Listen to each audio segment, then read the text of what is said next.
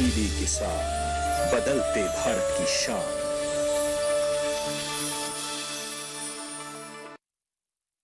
हमारी पाकशाला के सह प्रायोजक हैं agriculture insurance company of India limited. संपन्न भारत की पहचान, बीमित फसल, खुशहाल किसान।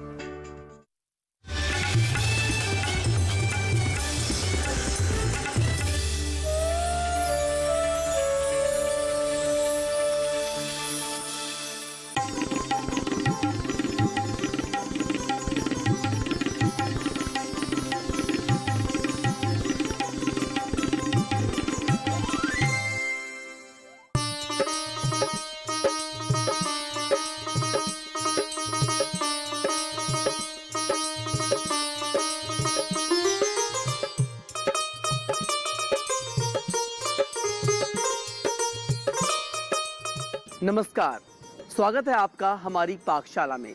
मध्य प्रदेश की नैसर्गिक सुंदरता की तरह यहाँ की कला और संस्कृति भी बहुआयामी है।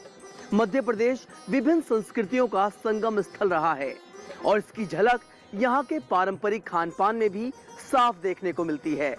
आज हम मध्य प्रदेश के निवाड़ी जिले के मकारा गांव में हैं, जहां आज आपके लिए हमारी पाकशाला में बन रहा है एकदम शुद्ध, स्वादिष्ट और मध्य प्रदेश का पारंपरिक खान पान। मध्य प्रदेश की रंग बिरंगी संस्कृति हर किसी का मन मोह लेती है। देश के लगभग मध्य में बसे इस राज्य को भारत का दिल भी कहा जाता है। मध्य प्रदेश एक बड़ा राज्य है, लिहाजा यहाँ आपको कई सारी परंपराओं का अनूठा संगम देखने को मिलेगा। अगर बात करें यहाँ के पारंपरिक खान पान की, तो यहाँ के व्यंजनों का जायका बेमिसाल है। हर व्यंजन का एक अलग और उम्दा स्वाद है। दिल्ली से करीब 500 किलोमीटर दूर मध्य प्रदेश का जिला है टीकमगढ़। ये जिला अपने पौराणिक और गौरवशाली इतिहास को लेकर काफी मशहूर है। सुंदर चौक चौराहे इस शहर की खूबसूरती में चार चांद लगाते हैं। यहीं से एक रास्ता निवाड़ी जिले को जाता है। ग्रामीण अंचल और पहाड़ी इलाकों से घिरा ये छोटा सा जिला काफी खूबसूरत है। निवाड़ी से 6 किलोमीटर की दूरी पर पहाड़ों की गोद में एक गांव है मकारा। चारों तरफ हरे भरे ऊंचे पहाड़ और बीच में ये गांव किसी जन्नत से कम नहीं है। गांव में रहने वाले किसान परिवार मेहनत से खेती करते हैं और सादगी भरा जीवन व्यतीत करते हैं। यहाँ का पारंपरिक खान पान भी एकदम शुद्ध और स्वादिष्ट है। अपने पारंपरिक खाने में महिलाओं ने दाल पानिये, खसखस की सब्जी, बैंगन मसाला, मक्की की रोटी, करौंदे मिर्च की चटपटी चटनी, फलों का खट्टा मीठा रायता और मीठे में खोया बर्फी बनाई है। इन व्यंजनों में हर तरह का जायका शामिल है, खट्टा, मीठा, तीखा और चटपटा। तो चलिए आपको भी दिखाते हैं स्वाद और सेहत से भरे इन पारंपरिक लजीज व्यंजनों को बनाने की पूरी विधि। गांव के सादे रहन सहन के बीच यहाँ के लोग सीमित संसाधनों में हर काम बेहतर ढंग से करने की कोशिश करते हैं। महिलाएं भोजन में सबसे पहले उस व्यंजन को बनाने की तैयारी करती हैं जिसे बनाने में समय अधिक लगता है, जैसे खसखस की सब्जी। इस सब्जी को बनाने के लिए महिलाएं एक सूप में खसखस को बारीकी से चुनती हैं, इसे फटक कर और बीन कर साफ करती हैं।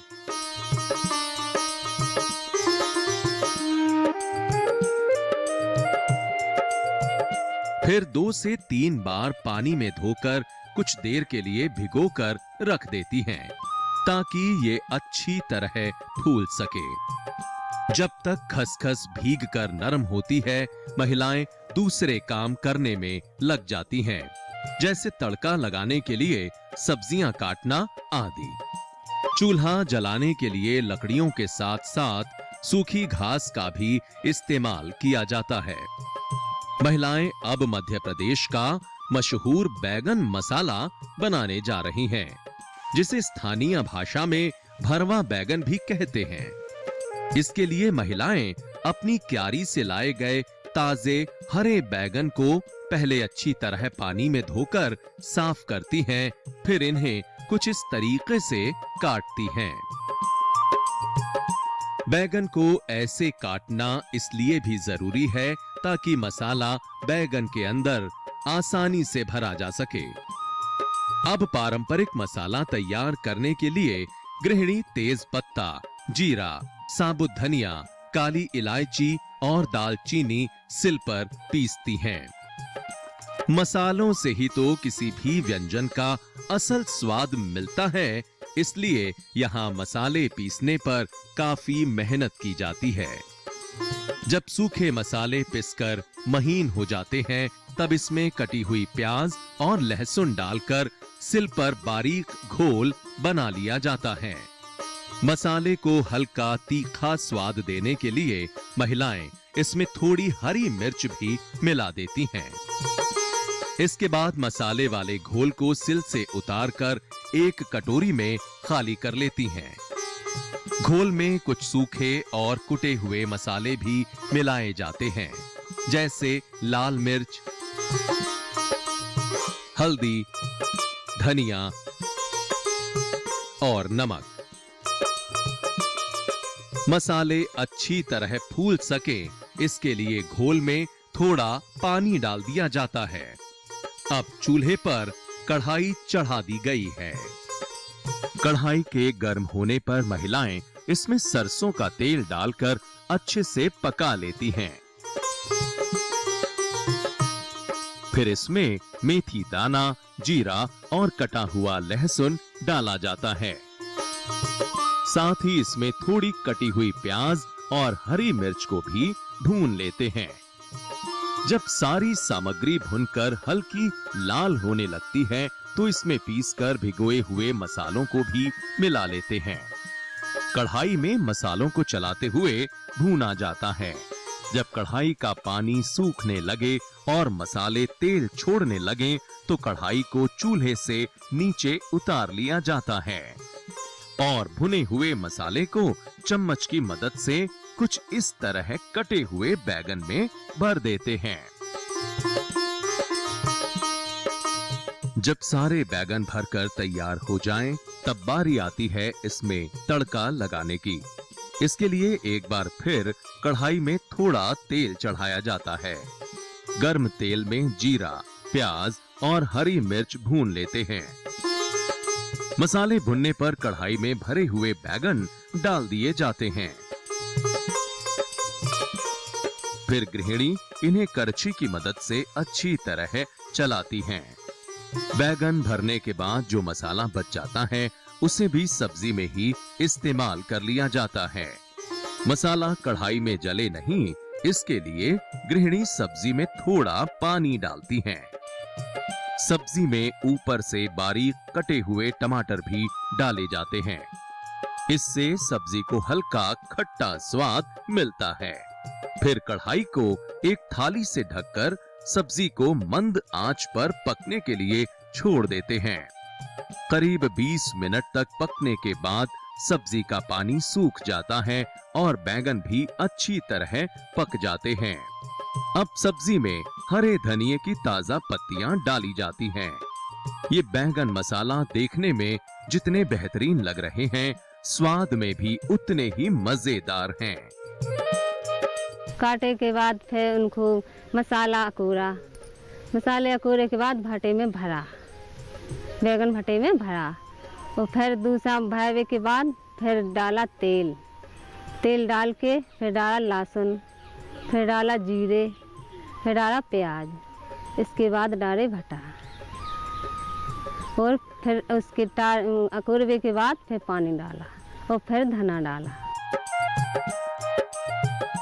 लेकिन ये तो मध्य प्रदेश के स्वादिष्ट भोजन का महज एक व्यंजन है।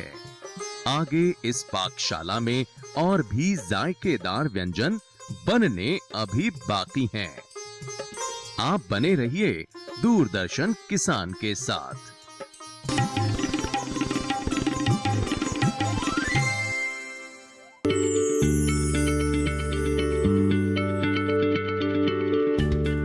आप किसी बीमारी से परेशान हैं? चाहते हैं डॉक्टर की सलाह? तो हम हैं आपके साथ। बताएंगे आपको जीने की राह। समस्याएं आपकी, समाधान देश के मशहूर विशेषज्ञों के। घर बैठे बात करें देश के जाने माने डॉक्टरों से। हमारे लाइव प्रोग्राम स्वस्थ किसान में हर शनिवार शाम 6 बजे से 7 बजे तक।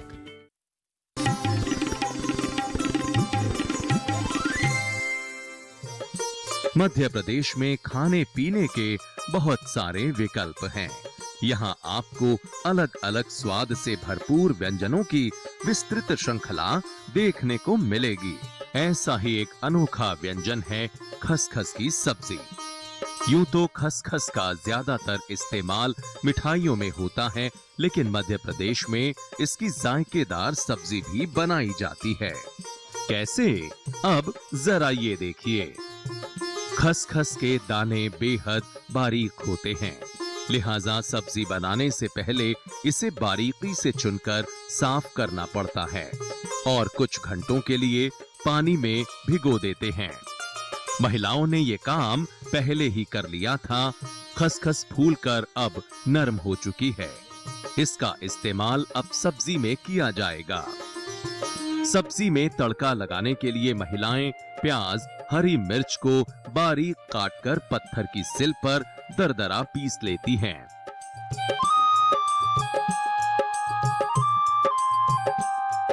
इसी तरह टमाटर को काटकर और पीसकर एक दूसरा घोल तैयार किया जाता है।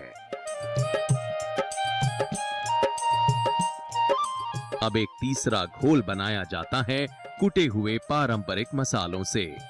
इसके लिए एक कटोरी में हल्दी, लाल मिर्च, धनिया और नमक को एक साथ मिलाकर थोड़े पानी में कुछ देर के लिए भिगो देते हैं। चूल्हे पर एक कढ़ाई में तेल गर्म होने पर महिलाएं सबसे पहले जीरा भूनती हैं। जब जीरा चटकने लगता है तब इसमें प्याज और हरी मिर्च का घोल डाल दिया जाता है। महिलाएं इसे लगातार करछी की मदद से चलाते हुए भूनती हैं। जब प्याज भुनकर हल्की सुनहरी होने लगती है तो कढ़ाई में पिसे हुए टमाटर का घोल डाल दिया जाता है। फिर इसे भी चलाते हुए भूनते हैं। इसके बाद बारी आती है सूखे मसाले वाले घोल की। प्याज और टमाटर भुनने के बाद इसे भी कढ़ाई में डाल देते हैं। कुछ ही देर में मसाले भुनकर तेल छोड़ने लगते हैं। इस दौरान घर का आंगन मसालों की सौंधी खुशबू से महक उठता है। जब सारे मसाले कढ़ाई में अच्छी तरह से भुन जाते हैं तब इसमें फूली हुई खसखस मिला दी जाती है।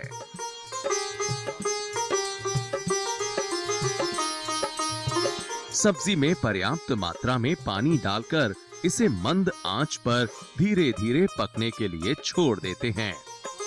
करीब 20 मिनट तक धीमी आंच पर पकने के बाद जब सब्जी की तरी गाढ़ी होने लगती है और खसखस के दाने भी अच्छे से पक जाते हैं तो कढ़ाई को चूल्हे से उतारकर सब्जी को एक अलग बर्तन में खाली कर लेते हैं। फिर महिलाएं इसमें घर का कुटा हुआ गर्म मसाला डालती हैं और आखिर में सब्जी को सजा देते हैं कुछ हरे धनिए की ताजा पत्तियों से। वाकई ये सब्जी जब दिखने में इतनी लाजवाब है तो यकीनन खाने में भी बेमिसाल होगी। मध्य प्रदेश की खास सब्जी है खसखस की सब्जी। इसको बनाने से पहले थोड़ी देर पानी में भिगोया जाता है और उसके बाद इसकी सब्जी बनती है। सुनने में तो अजीब लगता होगा कि खसखस की सब्जी कैसी स्वाद है, उसका टेस्ट कैसा है, मगर एक्चुअली ये बहुत ही स्वादिष्ट है और ये कई बीमारियों से रोकथाम करती है। जैसे कि अगर मुंह में छाले यानी अल्सर हो उससे बचाती है। इसी तरीके से ये डायबिटीज़ के लिए बहुत अच्छी है और जिनका ब्लड प्रेशर बढ़ा हुआ है उनके लिए अच्छा है। पेट को ठंडा रखती है, लिवर को ठंडा रखती है, यानी कि इसमें कई फायदे, कई गुण हैं और खाने में बहुत स्वादिष्ट है।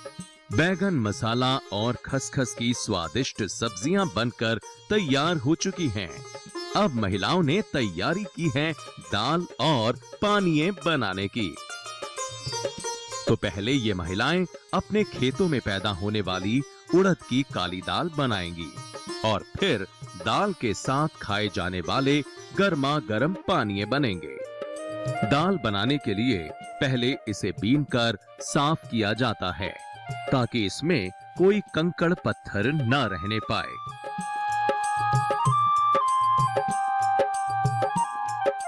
फिर दाल को पानी में धोकर साफ कर लेते हैं।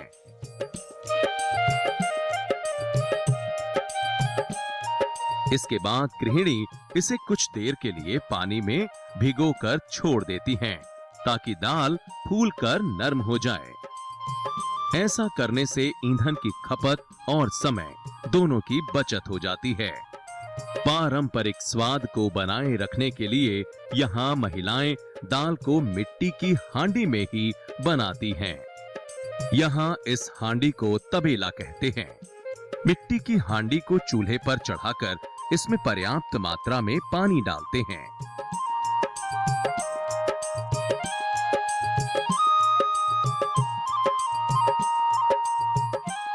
जब पानी में अच्छी तरह से उबाल आ जाता है तो महिलाएं इसमें भिगोई गई दाल डाल देती हैं। इसी दौरान दाल में थोड़ा नमक भी डाला जाता है।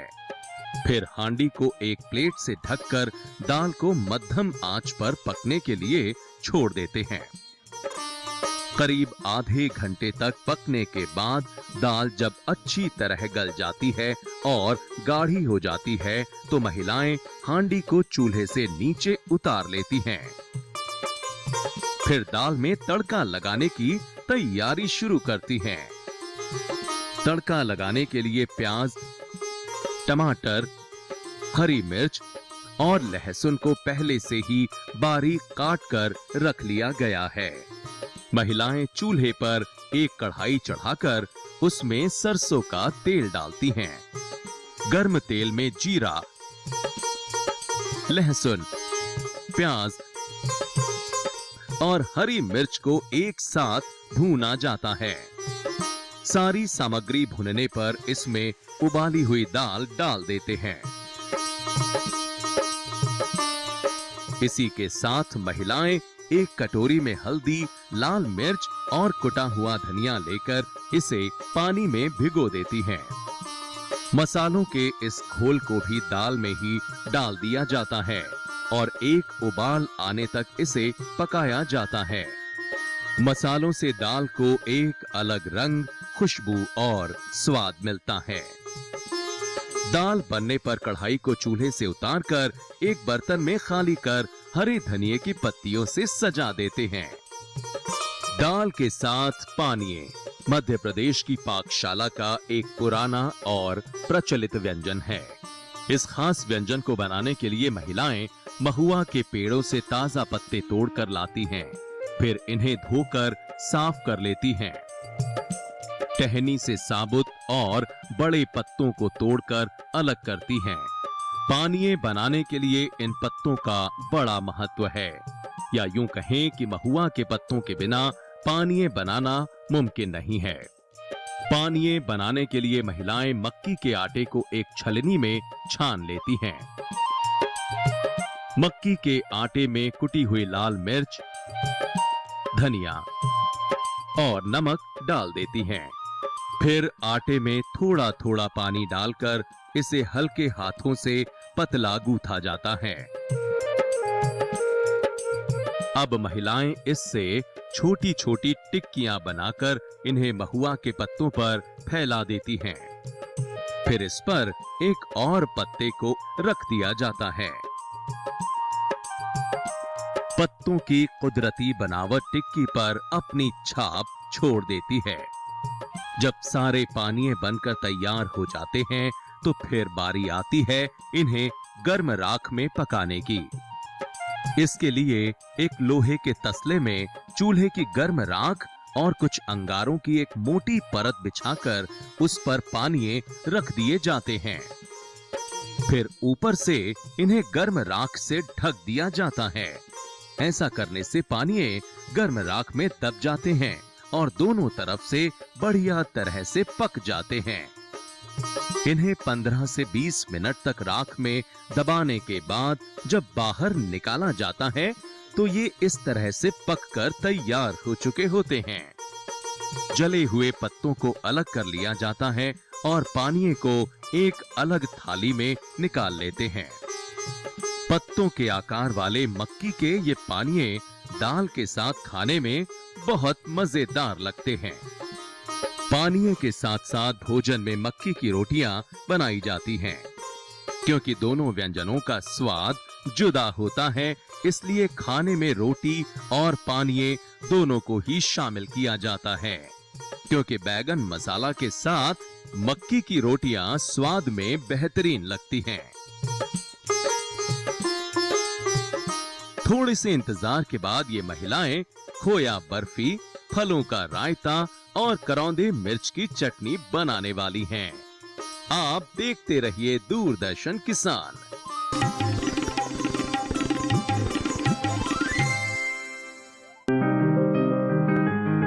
बीमारियों से कैसे बचेगी फसल? मवेशियों की मुश्किलों का क्या है हल? कहां से लाएं बीज, कितनी लगेगी खाद? किसानों के हर फोन का विशेषज्ञ देंगे जवाब। देखिए हेलो किसान लाइव सोमवार से शुक्रवार शाम 6 बजे।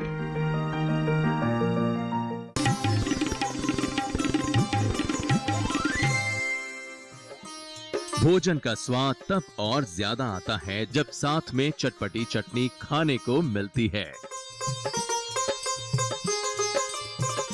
मध्य प्रदेश में हरी मिर्च, करौंदे और हरे धनिये से लाजवाब और तीखी चटनी बनाई जाती है। इसके लिए पहले सारी सामग्री को अच्छी तरह से धोकर साफ कर लेते हैं।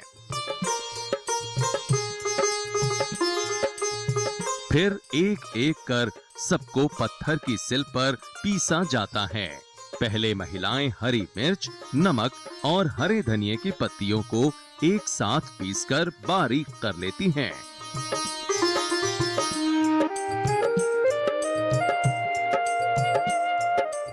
इसी दौरान दूसरी महिला करौंदों को 4 हिस्सों में काट लेती है। करौंदे गोल होते हैं, लिहाजा पीसने से पहले अगर इन्हें काट लिया जाए तो इन्हें सिल पर पीसना आसान हो जाता है। हरी मिर्च और धनिया पीसने के बाद कटे हुए करौंदों को भी सिल पर महीन पीस लिया जाता है।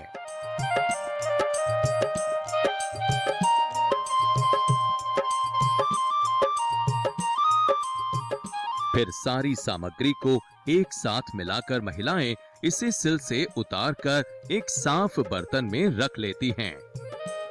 ये खट्टी, तीखी और चटपटी चटनी खाने में काफी मजेदार है। चटनी के साथ साथ रायता भी खाने के स्वाद को बढ़ाता है और काफी पाचक भी होता है। मध्य प्रदेश के इस हिस्से में फलों का खट्टा मीठा रायता खाने का पुराना चलन है। इस रायते में मुख्य तौर पर मौसमी फलों का इस्तेमाल किया जाता है। आज ये महिलाएं केला, सेब और अनार से जायकेदार और पौष्टिक रायता बनाने जा रही हैं।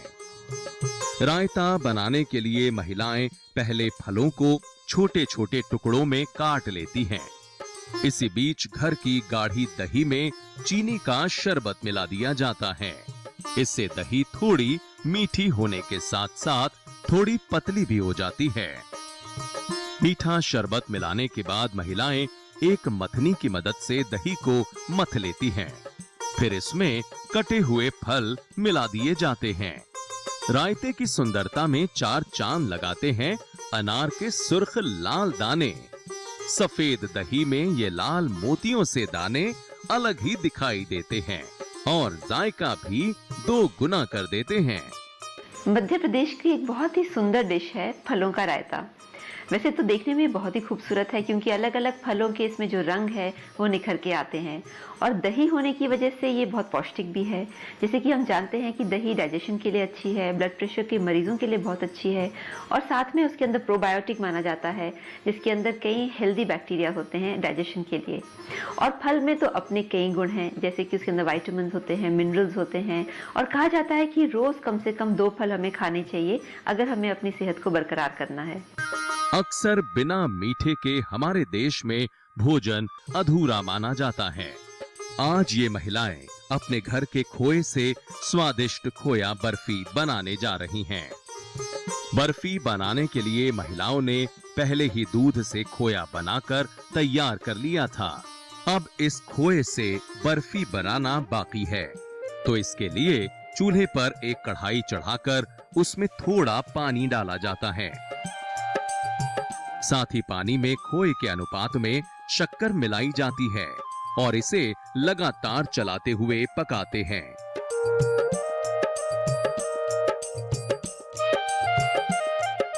जब शक्कर की चाशनी बनने लगती है तो महिलाएं इसमें खोया मिला देती हैं।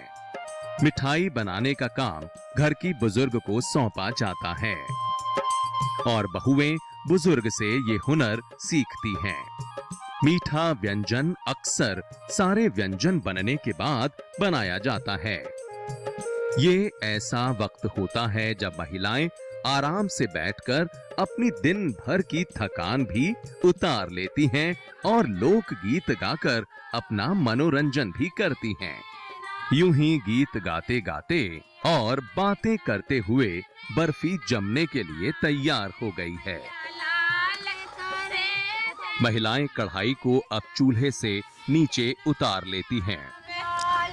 महिलाएं जिस थाली में बर्फी जमाती हैं, उसमें थोड़ा सा घी लगाकर उसे चिकना कर लेती हैं, ताकि बर्फी थाली में चिपके नहीं।